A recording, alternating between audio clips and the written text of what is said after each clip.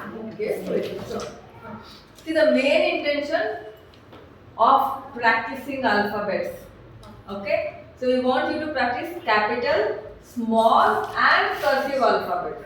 ಈಗ ಇಲ್ಲಿ ಇಂಟೆನ್ಷನ್ ಏನು ಟೀಚರ್ಸ್ಗಳಿಗೆ ಪ್ರಾಕ್ಟೀಸ್ ಮಾಡಕ್ಕೆ ಹೇಳಕ್ಕೆ ಅಂದ್ರೆ ಫಸ್ಟು 4 ಲೈನ್ಸ್ ಅಲ್ಲಿ ಹೇಗೆ ಬರೀಬೇಕು ಅನ್ನೋದು ನಿಮಗೆ ಯಾರಿಗೂ ಗೊತ್ತಿರಲ್ಲ, right? Because we write in single line books.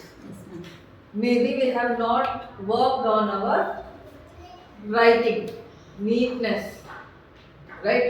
Accuracy. ಇದ್ರ ಮೇಲೆ ನಾವು ಕಾನ್ಸಂಟ್ರೇಟ್ ಮಾಡಿರಲ್ಲ ನಮ್ಮ ಲೈಫಲ್ಲಿ when we are in college or school, right? But now ನೀವೆಲ್ಲರೂ ಟೀಚರ್ಸ್ ಆಗಿರೋದ್ರಿಂದ ನೀವು ಒಂದೊಂದು ಅಲ್ಫಾಬೆಟ್ನ 4 ಲೈನಲ್ಲಿ ಯಾವ ಥರ ಬರೀಬೇಕು ಅನ್ನೋದು ನಿಮಗೆ ಇಷ್ಟು ಪ್ರಾಕ್ಟೀಸ್ ಆಗಬೇಕು ಅಂದರೆ ಅದು ನಿಮ್ಮ ಸಬ್ಕಾನ್ಷಿಯಸ್ ಮೈಂಡಲ್ಲಿ ಇರಬೇಕು. Why I call it subconscious mind, or why we want you to have it in your subconscious mind is very important. I'll explain you why. Now, capital alphabets.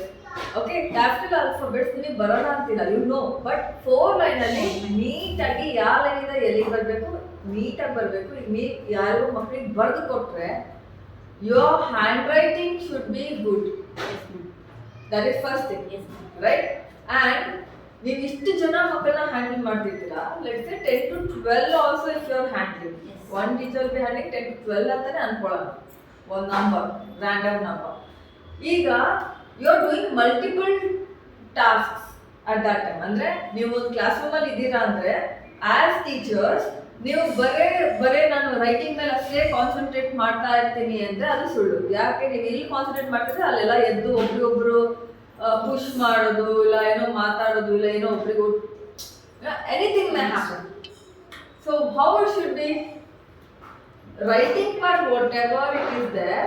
ನೀವೀಗ ಯಾವುದೋ ಮಕ್ಕಳಿಗೆ ಏನೋ ಬರೆದು ಕೊಡ್ತೀರಾ ಅಂದ್ರೂ ಅದು ಮಕ್ಕಳು ಹೋದ್ಮೇಲೆ ಇರಬೇಕು, ಇಲ್ಲ ಅದಕ್ಕಿಂತ ಮುಂಚೆ ರೆಡಿ ಇಟ್ಕೊಂಡಿರ್ಬೇಕು, ರೈಟ್? ಅದು ಒಂದು. ಈಗ ನೀವು ಒಂದೊಂದು ಮಗು ಹತ್ರ you should be walking in the classrooms, watching each child whether he is writing or not. ಬರ್ತಾ ಇದ್ದಾನ ಬರೆಯಕ್ಕೆ, ಬರ್ತಾ ಇಲ್ವಾ ಅನ್ನೋದನ್ನ ನೋಡ್ಕೊಂತ ಇದು ಮೈನ್ಯೂಟ್ ಥಿಂಗ್ಸ್ ನಿಮಗೆ ಯಾರು ಹೇಳಲ್ಲ, ರೈಟ್? ಈಗ ನಾನು ಏನು ಮಾಡ್ತೀನಿ, ನಾನು ಈ ಕ್ಲಾಸ್ ಟೀಚರ್, ನಾನು ಸುಮ್ಮನೆ ಇಟ್ಕೊಂಡಿಲ್ಲ, ನಾನೇನು ಮಾಡ್ತೀನಿ, ಅಲ್ಲಿ ಬಿ ವಾಕಿಂಗ್. ನಾನು ವಾಕ್ ಮಾಡುವಾಗ ಏನು ಮಾಡ್ತೀನಿ, ಹಿಂಗೆ ಹೋಗಬೇಕಾದ್ರೆ ಈ ಕಡೆ ಮಕ್ಕಳನ್ನ ಒಬ್ಬರನ್ನೇ ನೋಡ್ಕೊಂಡು ಹೋಗ್ತೀನಿ. ಕರೆಕ್ಟಾಗಿ ಬರಿತಾ ಇದ್ದಾರಾ, ಬರ್ತಾ ಇದ್ದಾನ ಬರ್ತಿಲ್ವಾ, 4 ಲೈನ್ಸಲ್ಲಿ ಬರಿತಾ ಇದ್ದಾರಾ ಬರೀತಿಲ್ವಾ, right?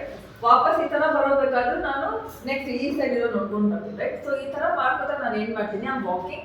At the same time I am just yes very good come on write. I am just what I am doing, I am encouraging them to write. If I see any child is not writing, ನೀವು ಆ ಮಗುಗೆ ಹಿಂಗೆ ಬರೀಬೇಕು ಅಂತ ಹೇಳ್ಕೊಡ್ತಿರ್ತೀರಾ, ಅವಾಗ ನೀವು ಈ ಕಡೆ ಒಂದು ಕಡೆ ಬೇರೆ ಮಕ್ಕಳು ಏನಾದರೂ ಪೆನ್ಸಿಲ್ ಇಟ್ಕೊಂಡಿರೋ ಕೈಯಲ್ಲಿ, ರೈಟ್? ಸೊ ನೀವು ಅಲ್ಲೂ ಆಲಿಸ್ಬೇಕು. So you are not totally focusing, ನಿಮ್ಗೆ ಫುಲ್ ಫೋಕಸ್ ರೈಟಿಂಗ್ ಮೇಲೆ ಇರಲ್ಲ. ನೀವು ಅಲ್ಲಿ ಮಗು ಬರೆಯೋವಾಗ ಇಲ್ಲ ಹೇಳ್ಕೊಡೋವಾಗ ಅಲ್ಲಿ ಫುಲ್ ಇರಬಾರ್ದು. ನೀವು ಏನೇ ಮಾಡಿದ್ರು it should be like one sided. You are observing others and you are giving them to right, right? ಈಗ the best example for that subconscious mind is what. ಈಗ ನೀವು ಅಡುಗೆ ಮಾಡೋದು ತಗೊಳ್ಳೋಣ, because this is your everyday thing. What you do, tea at least ದಿನಕ್ಕೆ ಎಷ್ಟು ಸಲ ಮಾಡ್ತೀರಾ, ಕಾಫಿ ಎಷ್ಟು ಸಲ ಮಾಡ್ತೀರಾ ದಿನ, ರೈಟ್? ಫಸ್ಟ್ನೇ ಸಲ ಮಾಡಿದ ನೆನ್ಪು ಮಾಡ್ಕೊಳ್ಳಿ, ಫಸ್ಟ್ ಟೈಮ್ ಟೀ ಮಾಡಿದ್ದೀನ, ಫಸ್ಟ್ ಟೈಮ್ ಕಾಫಿ ಮಾಡಿದ್ದೀನ, how nervous people were. You were fully focusing, full focus ಮಾಡಿ ಅರ್ಧ ಸ್ಪೂನೇ ಕಾಫಿ ಪುಡಿ ತಗೊಂಡೆ, ಅರ್ಧ ಸ್ಪೂನೇ ಸಕ್ಕರೆ ಹಾಕಿದೆ, ಇಷ್ಟೇ ಹಾಲತ್ತೆ, ಅಷ್ಟು ಮೆಜರ್ಮೆಂಟ್, ಅಷ್ಟು ಕಾನ್ಶಿಯಸ್ ಆಗಿ ಮಾಡಿದೆ. ಈಗಲೂ ಹಂಗೆ ಮಾಡ್ತೀರಾ? ಓಕೆ, ನೀವು ಏನೋ ಯೋಚನೆ ಮಾಡ್ತಿರ್ತೀರಾ, ಏನೋ ಮಾಡ್ತಿರ್ತೀರಾ, ನೀವು ಚಾ ಮಾಡ್ತಿರ್ತೀರಾ, ಕಾಫಿ ಮಾಡ್ತಿರ್ತೀರಾ, but taste will be the same. How is that possible?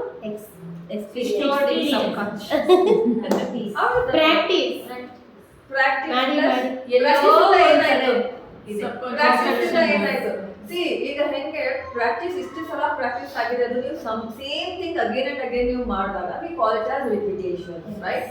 So you have given so much repetition on the same task that your brain somewhere has stored it as a memory, strong memory, right? So ಅದು ನಾವು subconscious mind ಅಲ್ಲಿ store ಆಗಿದೆ. So subconscious mind ನಾವು teaching ಮಾಡಬೇಕಾದ್ರೆ ಅದನ್ನು ಹೇಳ್ತೀವಿ, ಮಕ್ಕಳಿಗೆ orally We make you to repeat twice, 2 times every day. Right? Whenever you get time, repeat times. So ಇದು ಏನಾಗುತ್ತೆ, ಎಷ್ಟು ಸಲ ಹೇಳ್ತಾರೋ ಅಷ್ಟು ಥರ ಅದೇ ಟ್ಯೂನಲ್ಲಿ ನನ್ನ ಸಬ್ಕಾನ್ಷಿಯಸ್ ಮೈಂಡ್ ಸ್ಟೋರ್ ಆಗುತ್ತೆ. Okay, so we'll be having one session purely on subconscious mind. ಅದನ್ನ ನಾವು ಹೆಂಗೆ ಫೀಲ್ ಮಾಡ್ತೀವಿ, ನಾವು ಹೇಳ್ಕೊಳ್ಳಿ ಓರಲ್ ಆಗಲಿ ಬೇರೆ ಆಗಲಿ ಆ ಮಕ್ಳಿಗೆ ಹೆಂಗೆ ಸ್ಟ್ರಾಂಗ್ ಆಗಿ ಕೂಡಿಸ್ಬೇಕು ಅನ್ನೋದ್ರ ಬಗ್ಗೆ ಒಂದು ಸೆಷನ್ನ ನಾವು ಕಲಿತೀವಿ. ಓಕೆ, ಸೊ ಇವತ್ತು ನಾನು ಹೇಳ್ತಿರೋದು ನಿಮಗೆ book why you should practise. So this if it is in your subconscious mind, ನಿಮಗೆ ಯಾವಾಗಲೂ ನೀವು ಮಿಸ್ಟೇಕ್ ಮಾಡೋ ಅಪಾರ್ಚುನಿಟಿನೇ ಬರಲ್ಲ, ಯಾವ ಮಿಸ್ಟೇಕ್ಸೇ ಆಗಲ್ಲ, because you are so perfect. Right? So this is the beginning stage. You have to practice every day. First thing, okay? Correct ಆಗಿ ಬರೆಯಿರಿ. No negligence. Yes. A, B, C, no, don't do that. Yes. Okay? And your handwriting is very important because parents will see. This is the teacher. ಅವ್ರು ಯಾರು ನಿಮಗೆ ಹೇಳೋಗಿರ್ಬಾರ್ದು, ನಮ್ಮ ಮಕ್ಕಳೇ ಎಷ್ಟು ಚೆನ್ನಾಗಿ ಬರೀತಾರೆ ಟೀಚರ್ ಕಿಂತ. Right? This comment should not come because it's right, ಅದು ನಿಮ್ ಡಿಗ್ರೇಡ್ ಮಾಡುತ್ತೆ.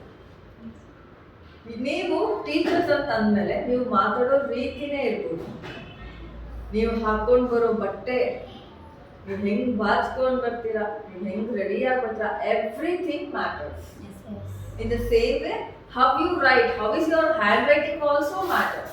That's the reason every day from today 15 days 15 ದಿನ ತಗೊಳ್ಳೋಣ. ಇವತ್ತಿಂದ ದಿನ ಏನ್ ಮಾಡಬೇಕು, capital alphabet, small alphabet, cursive alphabet.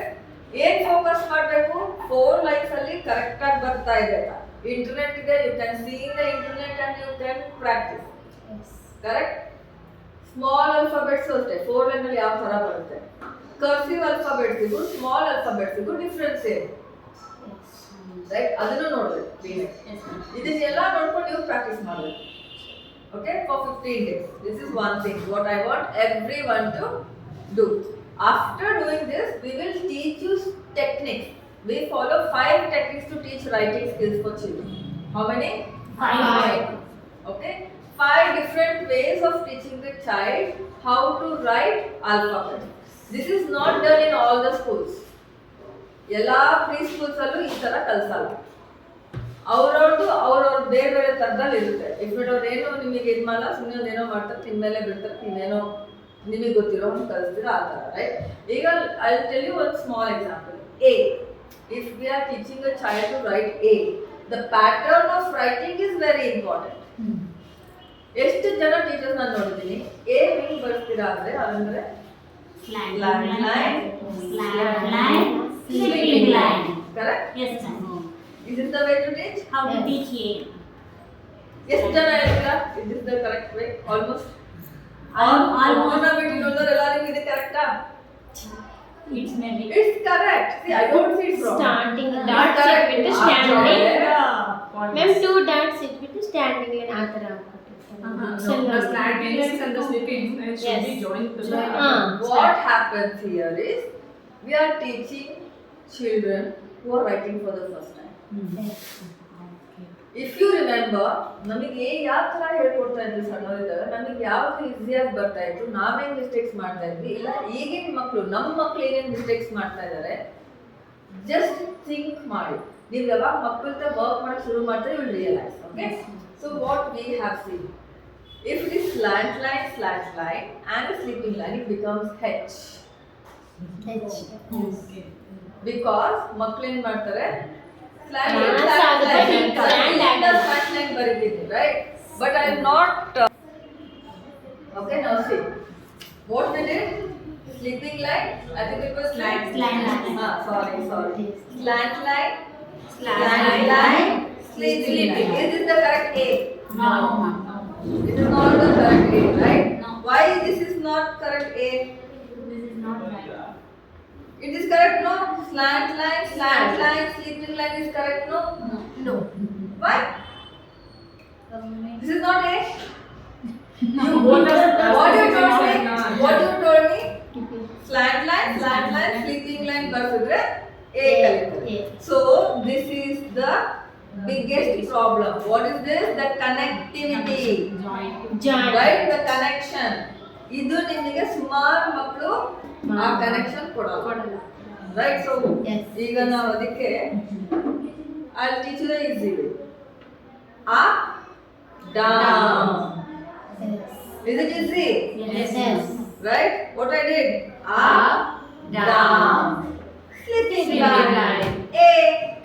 Yes. So if you say slant line, sleeping line, many will children will start learning like this. Then it will become like this. H. ಅದು A ಇಂದ H. Right? So what you should do? Yes. Don't follow this method. ನೀವು ಎಲ್ಲೋ YouTube ಅಲ್ಲಿ ನೋಡಿರ್ತೀರಾ, ಇಲ್ಲ ಯಾರೋ ಹೇಳೋದು ಕೇಳಿರ್ತೀರಾ ಅಲ್ವಾ? ಹಂಗೆ ತಾನೇ ಗೊತ್ತು ನಿಮಗೆ. ಸ್ಲಾಂಟ್ ಲೈನ್ ಸ್ಲೀಪಿಂಗ್ ಲೈನ್ ಹೆಂಗ್ ಗೊತ್ತು? ನಿಮ್ಮ ಮಕ್ಕಳು ಸ್ಕೂಲಿಗೆ ಹೋಗುವಾಗ ಅವ್ರ ಬುಕ್ಕಲ್ಲಿ ಅವ್ರು ಬರೆಯೋವಾಗ ಹೇಳ್ಕೊಂಡು ಬಂದಿರ್ತಾರೆ. Slant line sleeping line. Right? ಆ ನಾಲೆಜ್ ಇಟ್ಕೊಂಡು ನೀವು ಈಗೇನ್ ಹೇಳ್ತಾ ಇದ್ದೀರಾ? Slant line sleeping line. ಆ ಟೀಚರ್ಗೆ ಯಾರು ಹೇಳ್ಕೊಟ್ರು? ಅವ್ರ ಟ್ರೈನಿಂಗ್ ಯಾರು ಹೇಳ್ಕೊಟ್ರು? ಇಲ್ಲ ಯೂಟ್ಯೂಬ್ ಅಲ್ಲಿ ನೋಡಿ ಕಲ್ತ್ರು, ಇಲ್ಲ ಎಲ್ಲಿ ನೋಡಿ ಕಲ್ತ್ರು ನಮಗೆ ಗೊತ್ತಿಲ್ಲ. ನಮಗೆ ಅದು ಬೇಡ. ಓಕೆ, ನಾವೀಗ ಹೆಂಗೆ ಯೋಚನೆ ಮಾಡಬೇಕು? We have to always think in the perspective of a child. ಒಂದು ಮಗು ಪರ್ಸ್ಪೆಕ್ಟಿವ್ ಇಂದ ಯೋಚನೆ ಮಾಡಿ. ಮಗುಗೆ ಯಾವ್ದು ಈಸಿ? ಈಗ ನಾನು ನಿಂಗೆ ಬರೆಯಕ್ಕೆ ಬರಲ್ಲ ಸ್ಲಾಂಟ್ ಲೈನ್ ಸ್ಲೀಪಿಂಗ್ ಲೈನ್ ಅಂತ ನೀವು ಮಗು ಬೈಕೋತ್ ಕುತ್ಕೋತಿರೋ ಏನು? ಮಗು ಯಾವ ತರ ಈಸಿ ಆಗುತ್ತೆ ಅಂತ ನೋಡ್ಬಿಟ್ಟು ಆ ತರ ನೀವು ಹೇಳ್ಕೊಳ್ಳೋ ರೀತಿ ಚೇಂಜ್ ಮಾಡ್ಕೋತೀರ. ನಾವ್ ಹೇಳ್ಕೊಳ್ಳೋ ರೀತಿ ಚೇಂಜ್ ಮಾಡ್ಕೋಬೇಕು. Correct? The way we teach should be different. We have to find out the solution how we need to teach the alphabets. Yes. Understanding? Yes. So for this, Iga, whatever you are practicing the alphabets, right? How you are practicing? Are you practicing like this or you are practicing like this? No. Right? So why you people are practicing like that and why you want to teach children in a different way? Easy method, ma'am. Up, down. To make things easy for a child? Easy. Easy. ಮಗು No confuse. Easy Don't ಮಾಡ್ತಿರೋ ಅದನ್ನ tough ಮಾಡ್ತಾ ಇದೀರೋ? Yes. Easy ಮಾಡಬೇಕು. You are thinking I want to help a child. Easy ಮಾಡಬೇಕು ಅಂತ ಅನ್ಕೊಂಡು ನೀವು ಮಾಡ್ತಿದ್ದೀರಾ. ಆದ್ರೆ ಅದು ಈಸಿ ಆಗ್ತಾ ಇದೆನಾ ಟಫ್ ಆಗ್ತಾ ಇದೆನಾ? ರೈಟ್? ಟಫ್ ಆಗ್ತಾ ಇದೆ. ಕನ್ಫ್ಯೂಸಿಂಗ್ ಸಿಚುವೇಶನ್ಸ್ ಕ್ರಿಯೇಟ್ ಆಗ್ತಾ ಇದೆ. Right? So we have to keep things very simple. Always ನಿಮ್ ಥಿಂಕಿಂಗ್ ಹೆಂಗಿರ್ಬೇಕಂತ ನಾನು ಹೇಳ್ತಾ ಇದ್ದೀನಿ. ನಿಮ್ ಥಾಟ್ ಪ್ರೊಸೆಸ್ ಹೆಂಗಿರ್ಬೇಕು? ರೈಟ್? ಸಿ ಟೀಚರ್ಸ್ ಅಂದ್ಮೇಲೆ ನಿಮಗೆ ನಾವು ಇಲ್ಲ ನೀವು ಹಿಂಗೆ ಮಾಡಬೇಕು, ಹಿಂಗೆ ಇರಬೇಕು, ನಿಮ್ಮನ್ನು 24 ಗಂಟೆ ನಾವು ಮಾನಿಟರ್ ಮಾಡಿ ನಿಮ್ಮ ಇದನ್ನ ನಾವು ಮಾಡಲ್ಲ. But we teach you and also we make you ready with the thinking process. ಒಂದು ಮಗು ಯಾವುದೇ ಒಂದು ಆಲ್ಫಾಬೆಟ್ ಬರೆಯೋಕ್ಕೆ ಒದ್ದಾಡ್ತಾ ಇದೆ ಅಂತಂದ್ರೆ ಬರ್ತಾ ಇಲ್ಲ. ಈಗ ಎಲ್ಲರೂ ಬರ್ತಾ ಇದ್ದಾರೆ ಮ್ಯಾಮ್, ಇವನೊಬ್ಬನಿಗೆ ಬರ್ತಾ ಇಲ್ಲ, ಇವ್ರಿಬ್ರಿಗೆ ಬರ್ತಾ ಇಲ್ಲ. ಈ ಥರ ಸಿಚುವೇಶನ್ ಬಂದಾಗ you have to think in a smartest way. First try ಮಾಡಿ, ಅವ್ನು ಬರೀಲಿ, ಚೆಕ್ ಮಾಡಿ ಏನು ಮಿಸ್ಟೇಕ್ ಮಾಡ್ತಾ ಇದ್ದಾನೆ, ಯಾಕೆ ಬರ್ತಾ ಇಲ್ಲ ಇವನಿಗೆ. Right? Then you think of a way which can make things easy for a child. Okay, now see B also. Right? B, again, you know, I don't want you people to use standing line, sleeping line, curve, right side curve, left side curve, right? Nanigadu beda. Okay, na? What I'm telling you, now see. Straight line, anta mattu ನಾನು ಹೇಳ್ತಿದ್ದೆ ಅನ್ಕೊಳ್ಳೋಣ. Next ನೀವು ಇದನ್ನ ಹೆಂಗೆ ಹೇಳ್ಕೊಡ್ತೀರಾ? Curve, you want to say curve? Curve. Left curve, huh? Isn't it boring? Yes. Boring. Now what I'll do, see the way I'll say up, down, down. I'm not saying sleeping line. What I'm saying? Up, down, down. Hey, what I did? I have just made it a game. Gamification. What is this? Gamification. Gamification ಅಂದ್ರೆ ಏನು? ನೀವು ಏನೇ ಹೇಳ್ಕೊಡೋದಿಲ್ಲ. ಈಗ alphabet writing ಹೇಳ್ಕೊಡ್ತಿರೋದು ನೀವು, but ಇದನ್ನ ಏನ್ ಮಾಡ್ತಿದ್ರ? ಗೇಮಿಫೈ ಮಾಡ್ತಿದ್ರ. ಅಂದ್ರೆ ಅದನ್ನೊಂದು ಆಟದ ತರ ಅವ್ರಿಗೆ ರೆಡಿ ಮಾಡ್ತಿದ್ರ. ಸೊ ಅವ್ರಿಗೆ ಮಜಾ ಮಾಡಕ್ ಶುರು ಆದ್ರೆ ಇನ್ನೂ ಒಂದ್ಸಲ ಮಾಡಕ್ ರೆಡಿ ಇರ್ತಾರೆ. ಕರೆಕ್ಟಾ? ಸೊ ಈಗ ಇದನ್ನ ನೀವು sleeping line, up down, sleeping line, slant line, it becomes boring. ಅದ್ರ ಬದಲು ಸಿಂಪಲ್ ಅದನ್ನ ಆಟ ಅನ್ನೋದು ಮಾಡ್ರಿ ಅವ್ರಿಗೆ. ಹೆಂಗೆ? ಟಾಯ್ ಟಾಯ್ ಟಿಶ್ನ್ಯಾ ಮಾಡ್ಬೋದು. Right, you give any sound whichever is fun oriented. ಮಜಾ ಬರಬೇಕು, ನಗು ಬರಬೇಕು. Okay, so then what I do now next I see straight line, toy, toy. No curve. I'm not saying curve. I'm telling you, I'm not making it boring. I'm making it fun filled. ಮಜಾ ಬರ್ಬೇಕು, ಖುಷಿ ಬರ್ಬೇಕು ಮಕ್ಕಳಿಗೆ. So what I ಟಾಯ್ ಟಾಯ್. So ಏನಾಗುತ್ತೆ, ಮಕ್ಕಳು ಬರೆಯುವಾಗ ನೀವು ಹೇಳ್ಕೊಡುವಾಗ straight line, how to write B straight line, ಟಾಯ್ ಟಾಯ್ ಟಾಯ್ ಟಾಯ್. ಅದು ಮಾಡ್ತಾ ಮಾಡ್ತಾ ಮಾಡ್ತಾ ಒಂದ್ 2 ಸಲ ನಾವು ಕೈ ಹಿಡಿದು ಬರ್ಸಿದ್ರು ಸ್ಟ್ರೇಟ್ ಲೈನ್ ಟಾಯ್ ಟಾಯ್, ಸ್ಟ್ರೇಟ್ ಲೈನ್ ಟಾಯ್ ಟಾಯ್. ಈಗ ಹೇಳು ಸ್ಟ್ರೇಟ್ ಲೈನ್. ಈಗ ಏನ್ ಮಾಡ್ಬೇಕು ಅಂದ್ಕೂಡ್ಲೆ ಟಾಯ್ ಟಾಯ್ ಎಲ್ಲ ಮಾಡ್ಬಿಡ್ತಾನೆ. ಮಗು ಮಾಡ್ಬಿಡುತ್ತೆ. Yes. ಯಾಕೆ ಎಷ್ಟು Easy ಬೇಗ method. ಯಾಕೆ ಬಂತು ಮಗು? Easy. Easy Yeah. and So on fun. Give us game. ಆಟ ಆಯ್ತು. So I want to play again and again. Everyone, we want to play again and again. If we are having fun, we want to do it again. If you are feeling it boring, will you want to do it again? No. Boring Yeah. ಅಂದ್ರೆ ಇನ್ನೊಂದ್ಸಲ ಮಾಡ್ತೀರಾ ನೀವು? No. Correct. So it's very important how we are going to gamify things for children. Right? Even let's say how we are going to sing rhymes. Right? How we are going to tell the story. How we are going to make them learn on speak English is also very important. How we are going to do that? We will be having circle time. In circle time, we target certain things. Right? Then when children are in classroom, we target different set of things, different set of skills what we want to build in them. Art and craft time, we are targeting on different skills. ಈಗ see, art and craft ಬಂದಾಗ we want to make children do the things in an independent way. Right? ನಾವೇನ್ ಮಾಡ್ತೀವಿ,